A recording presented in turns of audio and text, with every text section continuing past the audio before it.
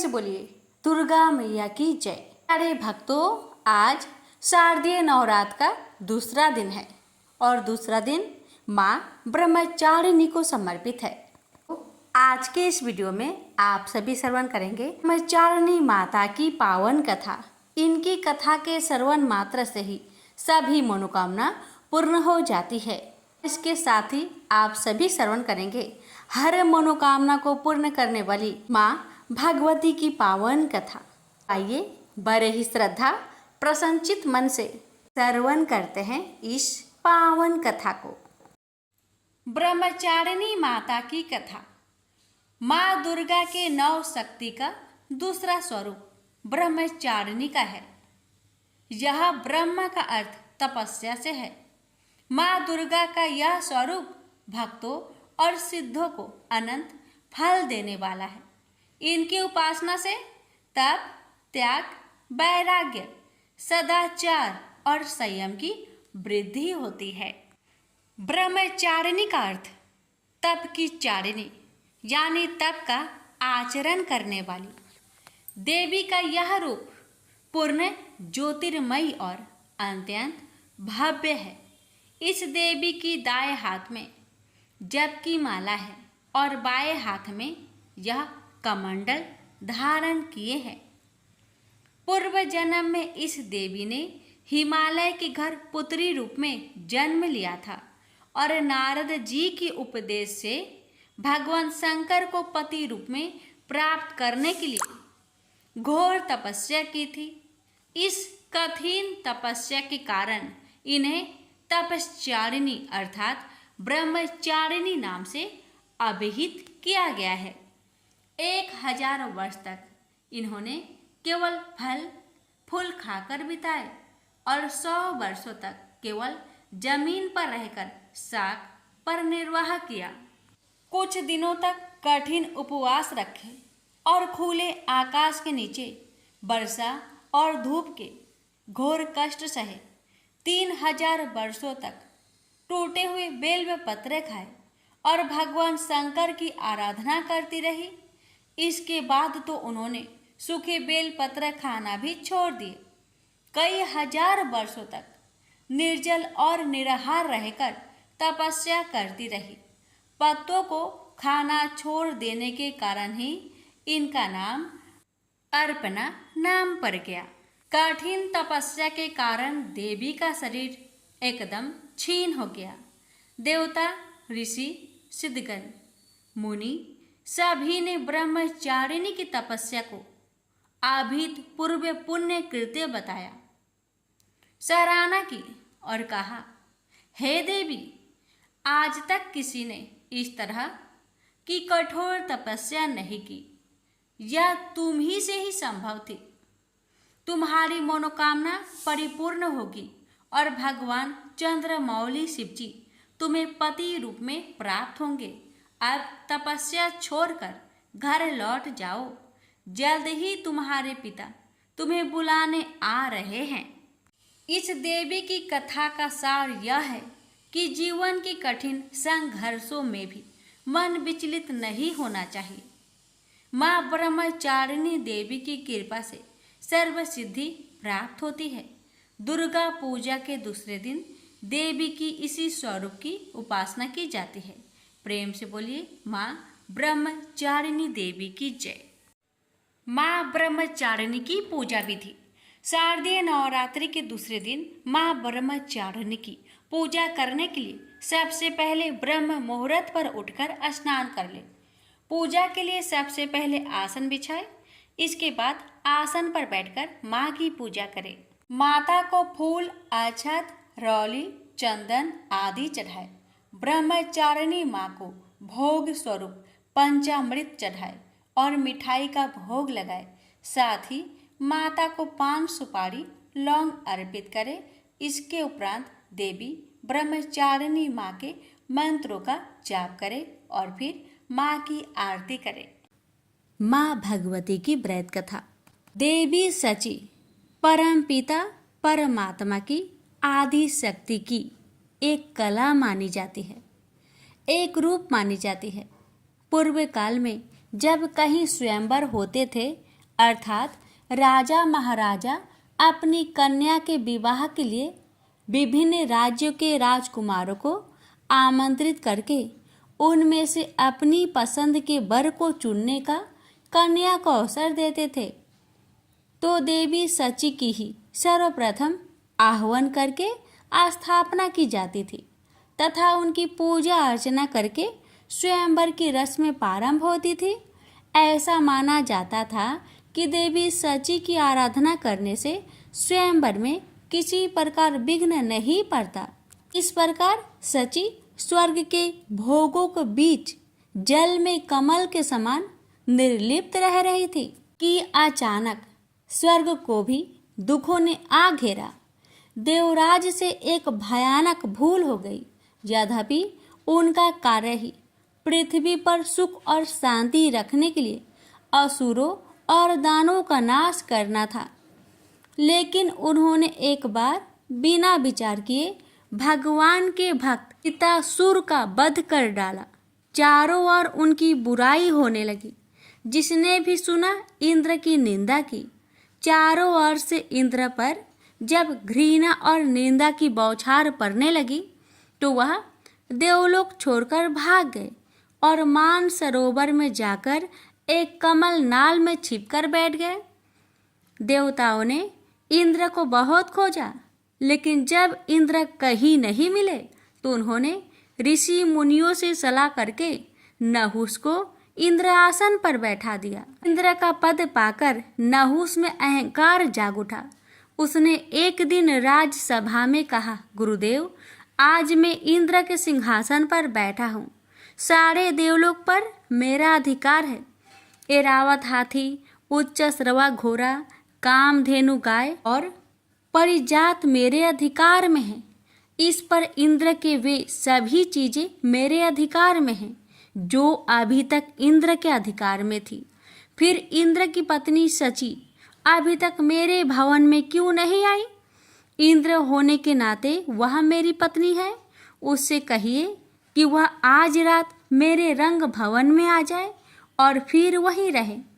नहुस का संदेश लेकर गुरु बृहस्पति जब इंद्र की पत्नी सची के पास पहुँचे तो सची परेशान हो उठी। वह बोली, गुरुदेव, मैं पतिव्रता स्त्री हूँ। अपने पति के अतिरिक्त मैंने आज तक किसी परम पुरुष की ओर आंख उठाकर भी नहीं देखा। मैं नहुस की इस आज्ञा का पालन कैसे कर सकती हूँ? बृहस्पति बोले, इंद्राणी, इस संकट से यदि तुम्हें कोई उबार सकता है तो वह केवल माँ भगवती दुर्गा ही है। तुम उन्हीं की आराधना करो, वही तुम्हारी सहायता करेगी।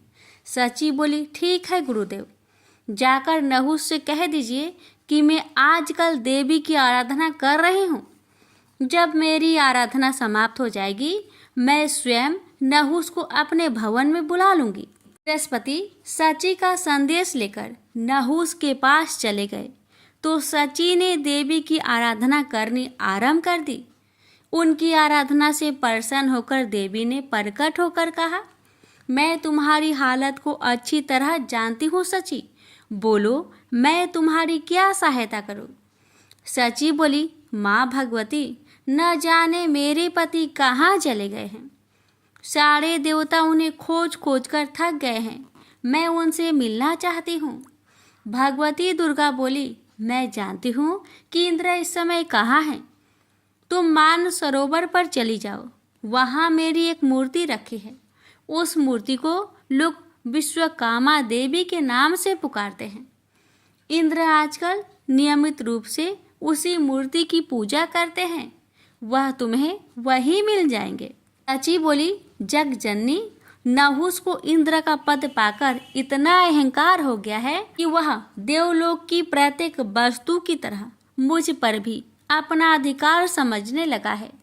उसने कहा है कि मैं उसके भवन में जाकर उसकी पत्नी के रूप में रहूं। भगवती दुर्गा बोली, नहुस से बचने का उपाय तुम्हें बता देती हूँ। तुम कल नहुस के पास संदेश भेज देना कि किसी ऐसी सवारी से मेरे भवन में पधारे, इसे ऋषि ढोकर लाए। देवी की कृपा से उसी दिन मान सरोवर पर सची की इंद्र के साथ भेंट हो गई और दूसरे दिन उन्होंने एक दासी से कहकर वह संदेश नहुस के पास भिजवा दिया जो देवी ने बताया था। दासी वह संदेश लेकर नहुस की राजसभा में पहुंची और बोली, महाराज नहुस की जय हो। मैं देवराज इंद्र की पत्नी सची की दासी हूँ। उन्होंने मेरे द्वारा आपके लिए एक संदेश भेजा है। उन्होंने कहा है कि आज रात अपने भवन में वो आपका स्वागत करना चाहती है। नहुस बोला, ओ यह तो बड़ी प्रसन्नता की बात है। हम रात को सची के भवन में पहुंच जाएंगे। दासी बोली, अवश्य पधारिए महाराज, लेकिन आप देवी के भवन में किसी ऐसी दिव्य सवारी में बैठकर जाए जिसे ऋषि ढो रहे हों। दासी के जाने के बाद नहुस ने सभी ऋषि मुनियों को बुलाकर कहा, आप सब लोग मेरी बात ध्यान से सुनिए। मैं आजकल इंद्रलोक ही क्या समूचे विश्व का स्वामी हूँ। जिस तरह इंद्र का राज्य और समस्त चल अचल संपत्ति का स्वामी मैं हूँ, उसी तरह पहले इंद्र की पत्नी सची ने भी मुझे अपना पति स्वीकार कर लिया है। ऋषि बोले, यह आप क्या कह रहे हैं महाराज? विश्वास नहीं होता। सची जैसी साध्वी स्त्री ऐसा कैसे कर सकती है? नहुस बोला, आपको विश्वास करना ही पड़ेगा, क्योंकि अभी अभी एक दासी ने मुझे आकर बताया है कि पिछले इंद्र की पत्नी सची ने मुझे पति के रूप में स्वीकार कर लिया है। ऋषि बोले, यह आप क्या कह रहे हैं महाराज? विश्वास नहीं होता। सची जैसी साध्वी स्त्री ऐसा कैसे कर सकती है? नहुस बोला, आपको विश्वास करना ही पड़ेगा, क्योंकि अभी अभी एक दासी ने मुझे आकर बताया कि पिछले इंद्र की पत्नी सची ने मुझे पति के रूप में स्वीकार कर लिया है और कहा है कि मैं ऐसी दिव्य सवारी में सवार होकर सची के भवन में पहुंचूं जिसे ऋषि ढो रहे हों। ऋषि बोले, ऐसी भला कौन सी सवारी है जिसे ऋषि ढोते हैं? हमने तो आज तक ऐसी सवारी नहीं देखी। नहुस बोला, ऐसी सवारी पालकी होती है। आप लोग उसे कहारों के स्थान पर अपने कंधों पर ढोकर ले चलेंगे। मैं इंद्र हूँ। आपको मेरी इस छोटी सी आज्ञा का पालन हर हालत में करना होगा। नहुस की इस आज्ञा को सुनकर ऋषियों को बहुत बुरा लगा। जी चाहा कि नहुस को श्राप दे दे, लेकिन अचानक उनके मन में माँ भगवती ने एक नई भावना जगा दी। उन सभी ने सोचा कि नहुस के सर्वनाश के दिन निकट आ गए हैं, इसलिए उन्हें शांत रहना चाहिए। नहुस ने बड़ी बेचैनी से शाम की प्रतीक्षा की। शाम होते ही उसने ऋषि मुनियों को बुला लिया और एक खुली हुई पालकी में जा बैठा। ऋषियों ने पालकी के दोनों ओर निकले डंडे उसके कंधों पर रख लिए और सची के भवन की ओर चल दिए। ऋषियों ने कभी कंधों पर बोझ ढोया न था, अतः पालकी के डंडों और बोझ के कारण 4 कदम चलते ही उनके कंधे में दर्द होने लगा था, इसलिए उन्हें कदम बढ़ाने में तकलीफ होने लगी। नहुस तो उतावला हो रहा था। उसने पालकी को शीघ्रता के साथ ले जाने के लिए कहा। बेचारे वृद्ध ऋषि जैसे तैसे पालकी को और तेज ले जाने लगे, परंतु नहुस को अभी संतोष नहीं हुआ। ने कोरों से ऋषियों को पीटना प्रारंभ किया। अगस्त्य ऋषि को इससे अत्यंत क्रोध उत्पन्न हुआ और उन्होंने नहुस को भला बुरा कहते हुए श्राप दे दिया। दुष्ट, तू अजगर बनकर पृथ्वी पर गिर जा और लंबे समय तक अपने दुष्कर्मों का फल भोग। और ऐसा ही हुआ। नहुस अपने पापों के प्रतिफल के रूप में अजगर की योनि में पृथ्वी पर सैकड़ों वर्ष तक पड़ा रहा। भगवती दुर्गा की कृपा से देवराज इंद्र पुनः प्रकट हो गए और देवी सची के साथ स्वर्ग के सिंहासन पर बैठकर आनंद पूर्वक रहने लगे। प्रेम से बोलिए भगवती माता की जय। प्यारे भक्तों, अब आप श्रवण करें अन्य धन के भंडार भरने वाली शुक्रवार की वैभव लक्ष्मी की व्रत कथा। लाखों की जनसंख्या को अपने में समेटे कुशीनगर एक महानगर था। जैसे कि अन्य महानगरों की जीवनचर्या होती है, वैसा ही कुछ यहाँ भी था। यानी बुराई अधिक, अच्छाई कम, पाप अधिक, पुण्य कम। इसी कुशीनगर में हरिवंश नामक एक सद्गृहस्थ अपनी पत्नी दामिनी के साथ सुखी संपन्न जीवन गुजार रहा था। दोनों ही बड़े नेक और संतोषी स्वभाव के थे। धार्मिक कार्य अनुष्ठानों में उनकी अपार श्रद्धा थी। दुनियादारी से उनका कोई विशेष लेना देना नहीं था। अपने में ही मगन गृहस्थ की गाड़ी खींचे चले जा रहे थे दोनों। किसी ने ठीक ही कहा है, संकट और अतिथि की आने के लिए कोई समय निर्धारित नहीं होता। कुछ ऐसा ही हुआ दामिनी के साथ। जब उसका पति हरिवंश न जाने कैसे बुरे लोगों की संगत में फंस गया और घर गृहस्थी से उनका मन उचट गया। देर रात शराब पीकर घर आना और गाली गलौज तथा मारपीट करना उसका नित्य का नियम सा बन गया था। जुए, राटे, रेस तथा वैश्यागमन जैसे बुरे कर्म भी कुसंगति के बदौलत उसके पल्ले पड़ गए।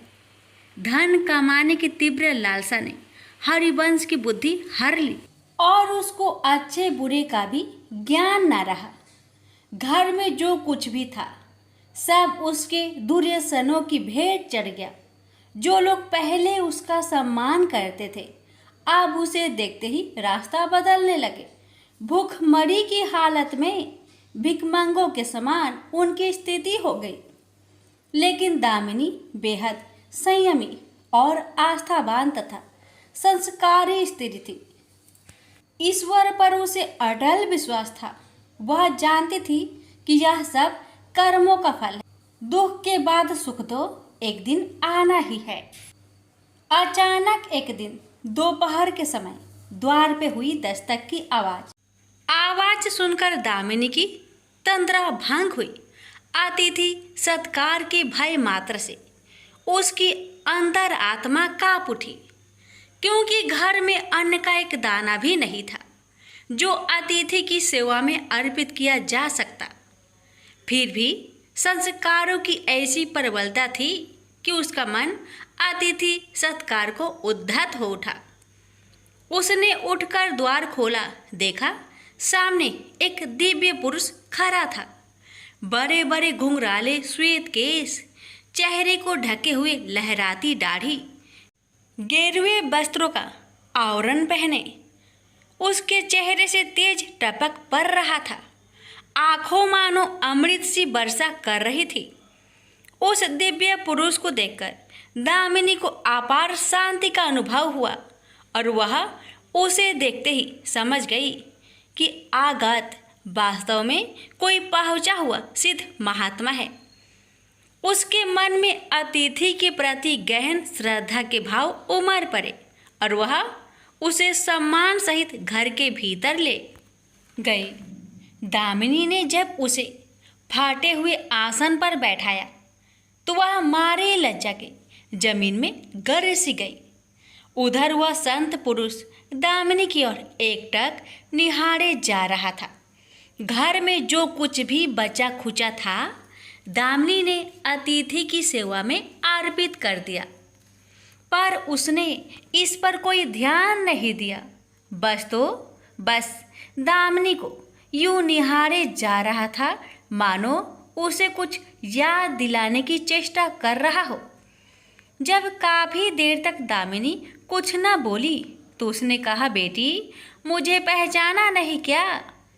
उसका यह प्रश्न सुनकर दामिनी जैसे सोते से जागी और अत्यंत संकुचाते हुए मधुर स्वर में बोली, महाराज मेरी धृष्टता को क्षमा करें। जो आप जैसे दिव्य पुरुष को मैं पहचान कर भी नहीं पहचान पा रही हूँ। पारिवारिक कष्टों ने तो जैसे मेरी सोचने समझने की शक्ति ही छीन ली है। लेकिन यह निश्चित है कि संकट की इस घड़ी में मुझे आप जैसे साधु पुरुष का ही सहारा है। तभी जैसे दामिनी को कुछ याद हो आया, वह उस साधु के चरणों में गिरकर बोल उठी, अब मैं आपको पहचान गई हूँ महाराज। स्नेहारूपी अमृत की वर्षा करने वाले अपने शुभ चिंतक को कोई कैसे भूल सकता है भला। वास्तव में वह साधु मंदिर की राह के मध्य में बनी अपनी कुटिया के बाहर बट वृक्ष के नीचे बैठ साधना किया करता था और मंदिर आने जाने वाले सभी श्रद्धालु से प्रणाम करके स्वयं को कृतार्थ अनुभव करते थे। दामिनी भी उन्हीं में से एक थी। जब पिछले काफ़ी दिनों से उसने उसे मंदिर की ओर आते जाते नहीं देखा तो उसकी कुशल क्षेम जानने के लिए पूछताछ करते हुए उसके घर की ओर आ निकला था। दामिनी अभी अपनी सोचों में ही डूबी हुई थी कि साधु महाराज ने मौन भंग किया। क्या कारण है पुत्री, तू आजकल मंदिर आती जाती दिखाई नहीं पड़ती। तुझे जो भी कष्ट है मुझे बता, शायद मैं तेरी कुछ सहायता कर सकूं। व्यक्ति दुखों के बोझ तले दबा हो तो ऐसे में सहानुभूति के दो बोल ही काफ़ी होते हैं। दामिनी भी खुद पर संयम नहीं रख पाई और बिलख कर रोने लगी। तभी वह साधु वात्सल्यपूर्ण स्वर में बोला, मन छोटा करने से समस्या हल नहीं होगी। सुख दुख तो एक गाड़ी की दो पहियों के समान है, इनका आना जाना तो जिंदगी भर लगा ही रहता है। अपना दुख किसी को बता देने से मन हल्का हो जाता है।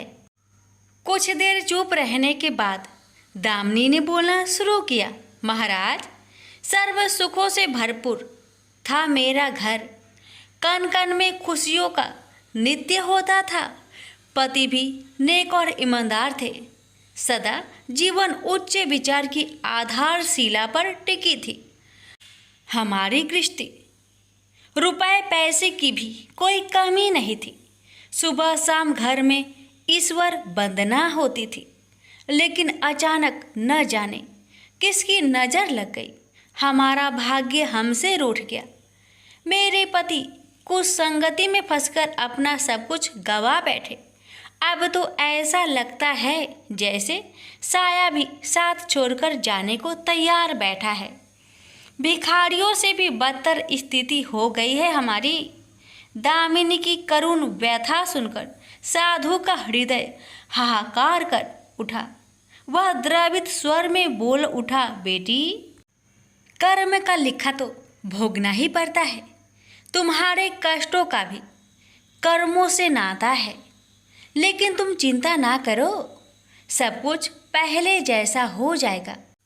दुख के बाद ही सुख आता है।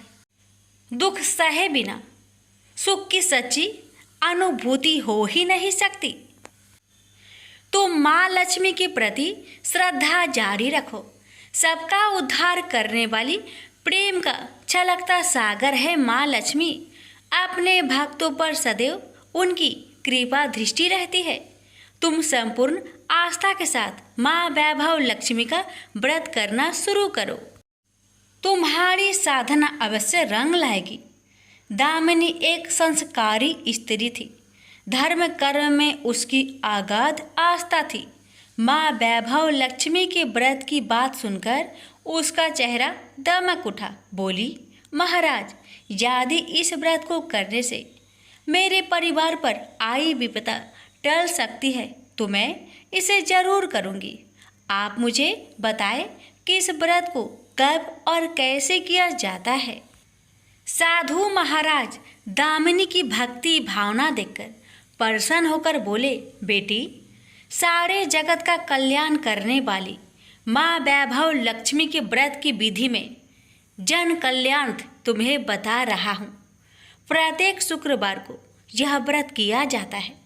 सर्वप्रथम जितने शुक्रवार को यह व्रत करना हो उसका संकल्प लेकर माँ वैभव लक्ष्मी को मन ही मन प्रणाम करे।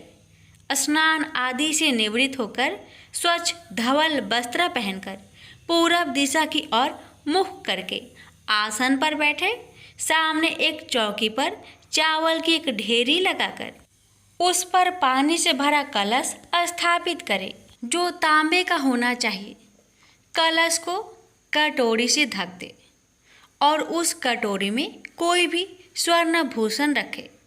सोना ना हो तो चांदी का आभूषण रखे, वह भी पास ना हो तो रुपए का सिक्का भी काम दे सकता है। शुद्ध घी का दीपक तथा अगरबत्ती जलाए और मन ही मन पूर्ण श्रद्धा के साथ माँ वैभव लक्ष्मी का जाप करते रहे। श्री यंत्र माँ लक्ष्मी का प्रिय यंत्र है, उसे सत सत नमन करे। श्री यंत्र उपलब्ध ना हो तो पुस्तक में दिए उसके स्वरूप से काम चल जाएगा। साथ ही माँ वैभव लक्ष्मी के सभी स्वरूप को नमस्कार करें। इनकी सभी छवियाँ पुस्तक में दी गई होगी। कटोरी में रखे गहने या रुपए पर हल्दी, कुमकुम तथा आछत अर्पित करें। कोई भी मिष्टान प्रसाद के रूप में रखे संभव ना हो पाए तो गुड़ या शक्कर से भी काम चल सकता है। फिर श्रद्धापूर्वक माँ की आरती करके 14 बार प्रेम सहित बोले, जय माँ वैभव लक्ष्मी। माँ वैभव लक्ष्मी मेरी मनोकामना पूरी करे, ऐसा संकल्प लेकर सच्चे मन से माँ से विनती करे। प्रसाद बांटे और स्वयं भी ग्रहण करे। दिन में एक बार स्वास्तिक भोजन करे। यदि संभव हो तो उपवास रखे। पूजा में रखा गहना या रुपए लाल कपड़े में लपेटकर सुरक्षित रख ले। यह आगे आने वाले शुक्रवार को पूजा में काम आएगा।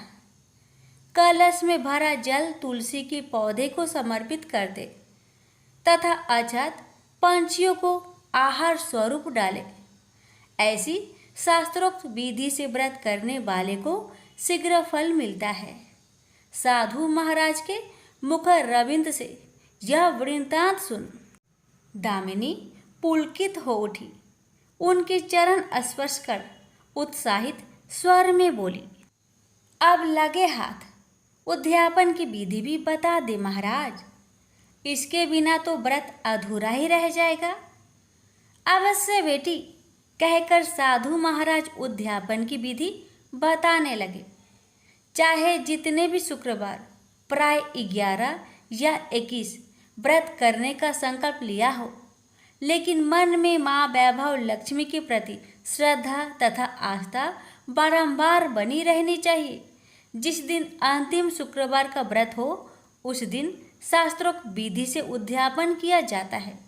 अन्य शुक्रवारों की भांति ही इस दिन भी पूजन करें। हाँ, प्रसाद के रूप में खीर अवश्य रखें। पूजा के बाद नारियल फोड़कर 7 कुंवारी कन्याओं को चरण धोकर कुमकुम का तिलक लगाकर पूजन करें। उन्हें सामर्थ्य अनुसार दक्षिणा दे और माँ वैभव लक्ष्मी व्रत की पुस्तकें उपहार स्वरूप भेंट में दे। फिर प्रसाद के रूप में खीर वितरित करें। अब माँ वैभव लक्ष्मी के सभी स्वरूप को मन ही मन नमन करते हुए कहे, हे माँ, यदि मैंने शुद्ध तथा निर्मल हृदय से आपकी स्तुति करते हुए वैभव लक्ष्मी व्रत विधि विधान अनुसार पूर्ण किया हो तो मेरी मनोकामना अवश्य पूरी करना। संतानहीनों को संतान देने वाली, दुखियों का दुख हरने वाली, अखंड सौभाग्य का वरदान देने वाली, कुंवारी कन्याओं को मन चाहा वर देने वाली माँ वैभव लक्ष्मी, आपकी महिमा अपरंपार है। अपने हर भक्त की विपत्तियां हरकर उन्हें सुख समृद्धि प्रदान करना। साधु महाराज से वैभव लक्ष्मी व्रत का शास्त्रों ज्ञान प्राप्त करके दामिनी भाव विभोर हो उठी। उसे अपने भीतर एक अनोखे तथा असीमित आत्मबल का संचार होता महसूस हुआ। उसने भी माँ वैभव लक्ष्मी के 21 व्रत आते शुक्रवार से शुरू करने का संकल्प लेकर साधु महाराज को आदर सहित विदा किया और मन ही मन माँ वैभव लक्ष्मी का स्तुति गान करने लगी। 2 दिन बाद ही शुक्रवार आ गया। उससे पहली रात दुखों की मारी दामिनी ठीक से सो भी ना सकी। माँ वैभव लक्ष्मी के व्रत करने से उसकी समस्याओं का अंत हो जाएगा, यह सोचकर वह मुंह अंधेरी उठ बैठी और स्नान आदि कर स्वच्छ वस्त्र धारण किए। आसन पर पूर्व दिशा की ओर मुंह करके दामिनी ने अपने सम्मुख रखी चौकी पर चावल की छोटी सी ढेरी बनाकर उस पर तांबे का कलश रखा। लेकिन जब स्वर्ण भूषण रखने की बात आई तो धर्म संकट में पड़ गई। सारे गहने पति ने दुर्योधनों की भेंट चढ़ चुके थे। विवाहित स्त्री थी तो मंगलसूत्र भी उतार कर नहीं रख सकती थी और कोई गहना था नहीं। तभी उसे उन नन्ही पायलों का स्मरण हो आया जो उसने अपनी आने वाली संतान के लिए बनवाकर रख छोड़ी थी और पति की निगाहों से उन्हें बचाकर रखा था। उसने झटपट वह पायलें निकाली और गंगा जल से धोकर उन्हें शुद्ध करके कलश पर रखी कटोरी में डाल दिया। डिब्बे की तली में से बची खुची शक्कर निकालकर उसे प्रसाद के रूप में रखा और विधि अनुसार व्रत किया। सर्वप्रथम उसने अपने पति को प्रसाद दिया। आने वाला पूरा सप्ताह बड़े ही हंसी खुशी से बीता। बात बात पर झल्ला उठने वाला उसका पति अपेक्षाकृत शांत तथा संयत रहा। कोई मारपीट तथा कलेश घर में नहीं हुआ। इसे दामिनी ने माँ वैभव लक्ष्मी का चमत्कार समझा और मन ही मन उन्हें प्रणाम किया। माँ वैभव लक्ष्मी के प्रति उसकी आस्था और भी बलवती हो गई। इसी प्रकार शास्त्रोक्त विधि से दामिनी ने 20 शुक्रवार के व्रत पूरे कर लिए। इस बीच कई परिवर्तन हुए थे। उसका पति कुसंगति छोड़कर सीधी राह पर आ गया था और उसका कामकाज भी जमने लगा था। घर में यदि किसी चीज की बहुतायत नहीं थी तो कमी भी नहीं रह गई थी। यह सब माँ वैभव लक्ष्मी के चमत्कार और दामिनी की आस्था तथा विश्वास का परिणाम था। 21वें शुक्रवार को व्रत का उद्यापन करना था। साधु महाराज के वचन अब भी मानो दामिनी के कानों में गूंज रहे थे। उनकी बताई विधि के अनुसार ही दामिनी ने शास्त्रोक्त विधि से उद्यापन किया। 7 कुंवारी कन्याओं को भोजन कराकर दक्षिणा दी। आसपास की सौभाग्यवती स्त्रियों में प्रसाद तथा माँ वैभव लक्ष्मी व्रत कथा की पुस्तकें वितरित की। माँ वैभव लक्ष्मी के हर स्वरूप को प्रणाम किया और कहा, आपकी महिमा निराली है माँ। आपने मेरे सारे दुख हर लिए, मेरी सभी मनोकामनाएं पूर्ण कर दी। मेरा उजड़ा घर फिर से बस गया। मेरा यह नया जीवन आप ही की देन है माँ। मैं आजीवन आपकी पूजा अर्चना करूँगी और दूसरों को भी आपकी महिमा से अवगत कराकर वैभव लक्ष्मी के व्रत रखने के लिए प्रेरित करूँगी। बोलो जय माँ वैभव लक्ष्मी, आपकी सदा ही जय हो। वीडियो को लाइक शेयर करना ना भूलें। धन्यवाद।